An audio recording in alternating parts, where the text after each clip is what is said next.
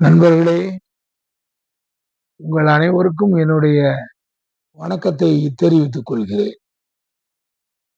நாம இப்ப வந்து 40 இல்வாழ்க்கை அப்படிங்கிற இந்த அதிகாரத்துல 44வது குறள வந்து நாம பார்த்தோம்.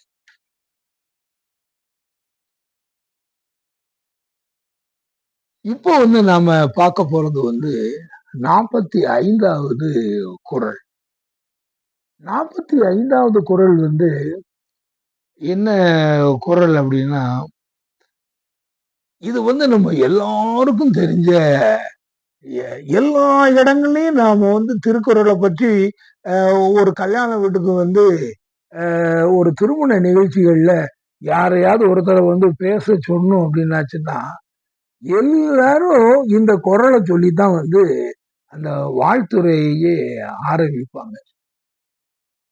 இது வந்து எல்லாத்துக்கும் தெரிந்த ஒரு குறள். அது ரொம்ப சுலபமாவும் சொல்லலாம்.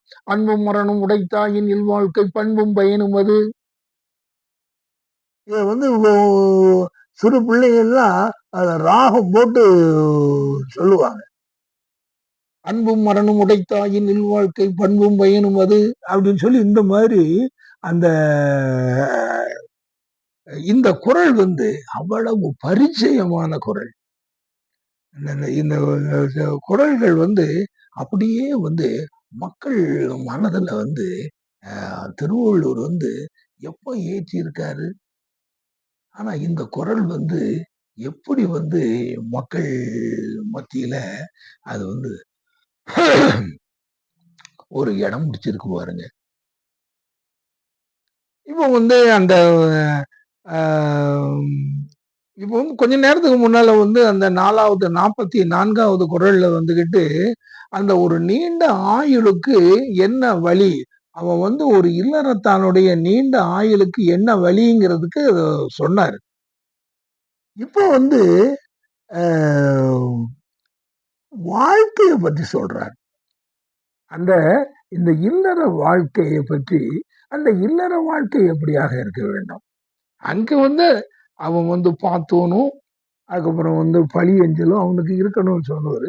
இப்போ இல்வாழ்க்கைக்கு எப்படி இருக்கணும்? ஒரு வீட்டுக்குள்ள வந்து ஒருத்தர் கணவன் மனைவியா இருக்காங்க. அப்போ அவங்க வந்து அந்த வாழ்க்கை வந்து அவங்க எதை வந்து அவங்க பின்பற்ற வேண்டும் அப்படின்னு சொல்லியாச்சுன்னா, அது வந்து எப்படியாக இருக்கணும்? அத வந்து வள்ளுவர் சொல்றார். என்ன சொல்றாரு? அன்பும் அறனும் உடைத்தாயின். நீ வந்து அந்த கணவன் மனைவி கணவன் மனைவிக்கு இடையில வந்து அன்பு இருக்கணும். அது வந்து ஒரு மிகப்பெரிய அடிப்படை. அந்த அன்பும் அதுக்கப்புறம் வந்து அறனும். நீங்க அன்போடு இருந்து உங்க 2 பேருடைய வாழ்க்கைய வந்து நீங்க நல்லா சந்தோஷமா ஒருத்தருக்கு ஒருத்தர் புரிந்து, உங்களுடைய மனைவி உங்களுடைய தேவைகளை எல்லாம் வந்து நிறைவேற்றக்கூடியவர்களாக, உங்களுக்கு அவர்கள் அடங்கி நடப்பவர்களாக, உங்களுடைய அ நீங்க சொல்வதை வந்து தட்டாதவர்களாக, எதிர்த்து பேசாதவர்களாக, இப்படியெல்லாம் ஒரு அந்த அன்பு அப்படின்னு சொல்லும்பொழுது, நீங்களும் வந்து மனைவியிடத்தில் கோபம் கொள்ளாதவர்களாக, அவர்களுக்கு அவர்களுடைய தேவைகளை வந்து நீங்கள் பூர்த்தி செய்பவர்களாக, அவர்களை எப்பொழுதும் மகிழ்ச்சியிலேயே வைத்திருக்கக்கூடியவர்களாக, இந்த அன்பு, இந்த பரஸ்பர அன்பு, அவர்கள் காட்டும் அன்பு, நாம் அதை எடுத்துக்கொண்டு நாம் காட்டக்கூடிய அன்பு. ஆக இந்த அன்பு வந்து 2 பேருக்கும் இடையில எப்பவும் இருக்கணும். இதுதான் வந்து குடும்ப வாழ்க்கை ரொம்ப முக்கியம். இந்த சில வாழ்க்கைகள் வந்து ஸ்டார்ட் ஆகும்போதே அதாவது என்னன்னா மிஸ் அண்டர்ஸ்டாண்டிங் வந்து நிறைய வந்து விழுந்துரும். இதுல குழப்புறதுக்குன்னே வந்துகிட்டு மனைவி வீட்டுல உள்ளவங்க குழப்புவாங்க. பையனுடைய வீட்டார் குழப்புவாங்க. என்ன ஏதுன்னு தெரியாது. இவங்களுக்கு அது அன்னைக்கு அப்பந்தான் புது வாழ்க்கையில புகுந்திருக்காங்க. அவங்களுக்கு இந்த அன்போட எப்படி இருக்கிறதுங்கிறத பத்தி இவங்க யாரும் அத பத்தி சொல்றதில்ல. இவங்களுடைய தன்மான பிரச்சனையில இவங்க சண்டை போட்டுக்கிட்டு இருப்பாங்க, அந்த குடும்பத்தாரு. அதுல இவங்க மாட்டி சிக்கிக்கிட்டு கிடப்பாங்க. அதனால ஏற்படக்கூடிய பிரிவு. அதுக்கப்புறம் அந்த அந்த அன்பு பரிமாறுறதுல நம்ம எப்படி நடந்துக்கிடணும். ஆக இதுகள் எல்லாம் ஒவ்வொரு ஒரு குடும்பத்துக்கு உள்ள போகக்கூடிய ஒரு ஆண் பெண்ணுக்கு இந்த இதிலே அவர்கள் சந்திக்கக்கூடிய பல அஹ், அதாவது பிரச்சனைகள், கஷ்டங்கள், சவால்கள், இதுகள் எல்லாமே அவங்களுக்குன்னே உள்ள தனித்துவமான ஒண்ணு. எத்தனை கோடி குடும்பம் இருக்கோ அத்தனை கோடி அதுக்கு தனித்துவமானது. இதுல அந்த அந்த சமுதாய அமைப்புகள் நல்லா இருந்து, தாய் தகப்பர்கள் நல்லா இருந்து, பிள்ளைகளை வழிநடத்தி அவங்க நல்லவர்களா இருந்து, அப்படி அது வரும் பொழுதுதான் அந்த இல்லற வாழ்க்கையிலே புகும் பொழுது அந்த அன்பை அவர்கள் கற்றுக்கொள்வார்கள். அதைத்தான் அவரு சொல்றாரு. அன்பு இப்படி 2 பேருக்கும் உள்ள அன்பு இருக்குது. அது மட்டும் போதுமா அப்படின்னு சொல்லாச்சுன்னா, அது அவங்களுக்கு போதும் தான். அதுல சந்தேகம் இல்ல. அரணும் வேணும். அந்த பையனும் ஒரு நல்ல கேரக்டர் உள்ளவனா இருக்கணும். அந்த பெண்ணும் ஒரு நல்ல கேரக்டர் உள்ள பெண்ணாக இருக்கணும். அதுதான் அரண். அரண்னு சொல்லியாச்சுன்னா அதுல சமுதாயத்துல ஒரு ஒரு பெண் ஒரு மருமகளாக நாம எப்படி இருக்கணும், அதே மாதிரி ஒரு மருமகனாக நாம் எப்படி இருக்கணும், எப்படி மதித்து ஒருவரையும் நடக்கணும். ஆக இந்த அற பண்புகள் அதுக்கப்புறம் அந்த தனி மனித ஒழுக்கங்கள், இதுகள் எல்லாம் நம்ம உடையவர்களாக இருக்கும் பொழுதுதான் அந்த அன்பும் அறனும் உடைத்தாயின் அது அந்த ரெண்டும் வேணும். இந்த அன்பும் அறனும் உடைத்தாயின் இல்வாழ்க்கை பண்பும் பயனும் அது. என்ன சொல்றேன்னா, இதுதான்ப்பா இதுதான் இல்வாழ்க்கை. வேற இல்வாழ்க்கைன்னா வேற என்ன சொல்ல முடியும்? இந்த இல்வாழ்க்கையினுடைய பண்பு என்ன, அதனுடைய பயன் என்ன அப்படின்னு பார்த்தாச்சுன்னா, ஒரு ஒரு ஒரு வீடு கட்டியிருக்காங்களா, இல்ல ஏதாவது ஒரு 5 வருஷத்துக்குள்ள கார் வாங்கிட்டாங்களா, அதெல்லாம் ஒரு உடனே அவங்க குழந்தை பேரெல்லாம் அவங்க பெற்றவர்கள் ஆயிட்டாங்களா, நல்ல பணம் அவங்களுக்கு நிறைய பணம் சேர்ந்திருக்கா அப்படின்னு சொல்லி இந்த மாதிரிலாம் அந்த பண்பும் பயனும் எதுங்கிறது இந்த இதுகளையெல்லாம் வைத்து கணக்கு போடுறது கிடையாது. எல்லாம் முக்கியம்தான். எல்லா வாழ்க்கைக்கு எல்லா அதாவது எல்லா வசதி வாய்ப்புகளோடும், எல்லா செல்வங்களோடும், எல்லா அமைதியோடும் வாழ்வதுதான் முக்கியம். ஆனால் அன்பும் அறனும் அந்த இத இருக்கும் பொழுதுதான் அதுதான் நமக்கு அது ஒரு பண்பும் பயனுமாக அது நீங்க என்னதான் இருக்கட்டுமே. நீங்க பெரிய வந்துகிட்டு கணவன் மனைவியா வேலை பார்க்கும் போதே கணவன் 1,00,000 ரூபாய் இன்னைக்கு கணக்குக்கு 1,00,000 தான் இன்னைக்கு குறைவு. இந்த 2024ல ஒரு மாசத்துக்கு 2,00,000 வாங்குறாங்களா, 3,00,000 வாங்குறாங்களாங்கிற அளவுல இன்னைக்கு கேட்டுக்கிட்டு இருக்காங்க. அதே மாதிரி பெண் வந்தாலும் அவங்களும் எவ்வளவு வாங்குறாங்க, 1,00,000க்கு குறைவா குறையாம வாங்கிக்கிட்டு இருக்காங்க அப்படின்னு சொல்லி இந்த மாதிரி இது எல்லாமே இப்ப இன்னைக்கு எல்லாம் மணி டேர்ம்ஸ். ஆக வந்துகிட்டு இதுதான் பெருசு. நான் இவ்வளவு பணம் வாங்கிட்டு இருக்கேன். ஏன் நான் இவ்வளவு எனக்குன்னு ஒரு கார் வச்சிருக்கேன், நீ உனக்கு ஒரு கார் வச்சுக்க. ஒரு பெரிய 30 லட்சம் ரூபா 40 லட்சம் ரூபாய்க்கு ஒரு வீடு போட்டோமா, அதெல்லாம் இது பண்ணணுமா, வெளிநாடுகள் பல போய் சுற்றி பார்த்தோமா அப்படின்னு எல்லாம் வாழ்க்கை தான். எல்லாம் இருந்தா நல்லதுதான். ஆனா இதுகள் எல்லாம் இருந்தும் எங்க போனாலும் சண்டை போட்டுக்கிட்டே ஒருத்தருக்கு ஒரு அண்டர்ஸ்டாண்டிங் இல்லாம, ஒருத்தர் மேலும் ஒருத்தர் நேசம் இல்லாம, எதை எடுத்தாலும் கணவன் மனைவியை அடிமைப்படுத்துவது போல நடத்தி கொள்வதோ, இல்லது மனைவி கணவனை தாறுமாறாக அவனை குறைத்து பேசுவதோ, ஒருவேளை இந்த அம்மாவுடைய குடும்பம் கொஞ்சம்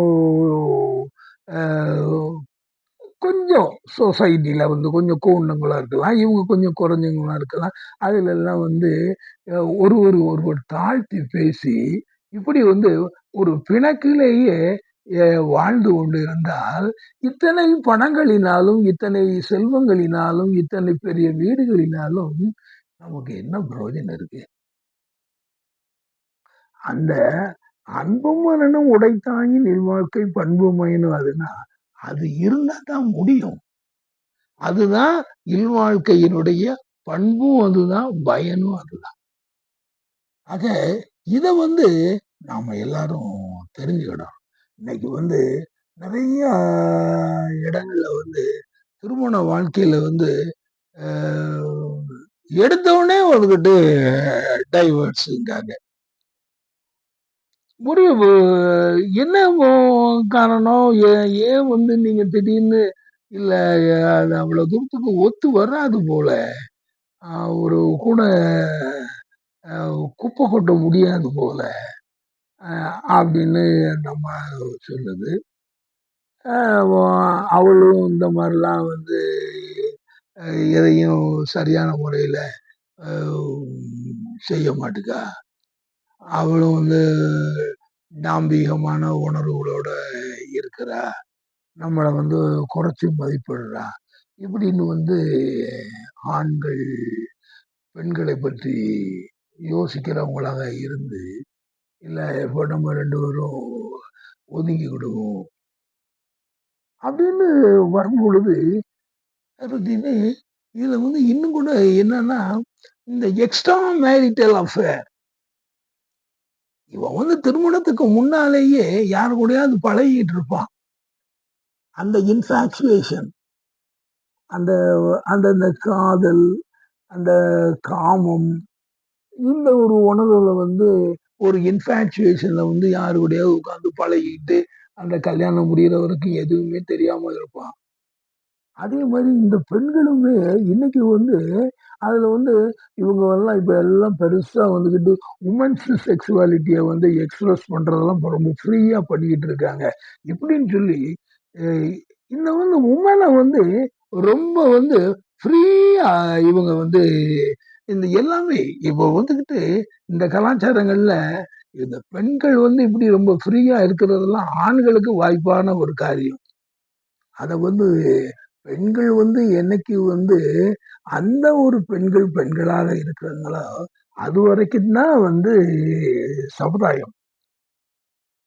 அப்படி இல்ல அப்படின்னு ஆச்சுன்னா அது அந்த சமுதாயத்துல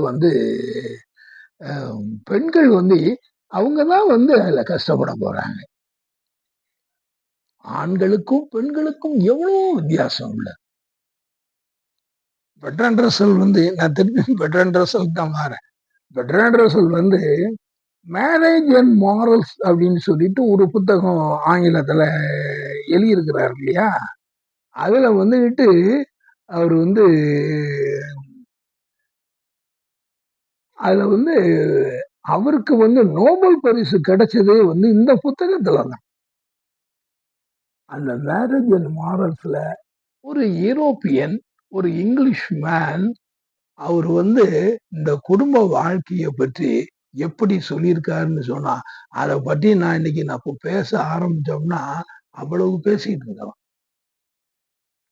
அவரு அந்த இடத்துல அந்த விஷயங்கள இன்னைக்கு திருவள்ளுவர் என்ன சொல்றாரோ, அதே விஷயங்கள பெர்ட்ராண்ட் ரசல் அந்த இதுல எப்போ எழுதியிருக்காரு? 1900 சொச்சத்துல எழுதியிருக்கிறாரு அவரு.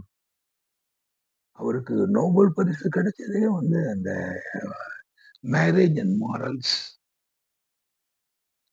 ஆக அ இப்படித்தான் இந்த பெண்கள் அ எப்பொழுதும் வந்து இந்த மாரி இந்த அ கருத்துக்களுக்கு அவங்க இடம் குடுத்துறக்கூடாது. அது இருக்கிற வரைக்கும் தான் அந்த அந்த வாழ்க்கை, இந்த சமுதாயம், அ நம்முடைய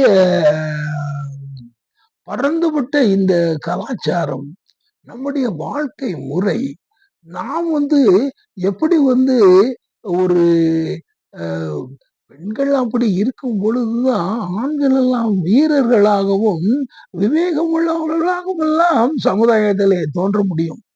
அவர்கள் தான் அ அ சமுதாயத்தையே காப்பாத்த முடியும். அது அந்த இத இப்படிப்பட்ட ஒரு இத அ உருவாக்குறது, அது 2 பேர் கையிலயும் இருந்தாலும், பெண்களும் அதிலே ஒரு மிகப்பெரிய பங்கு அ வகிக்கிறார்கள். இது இந்த நிலையிலேயே இருக்க வேண்டும்.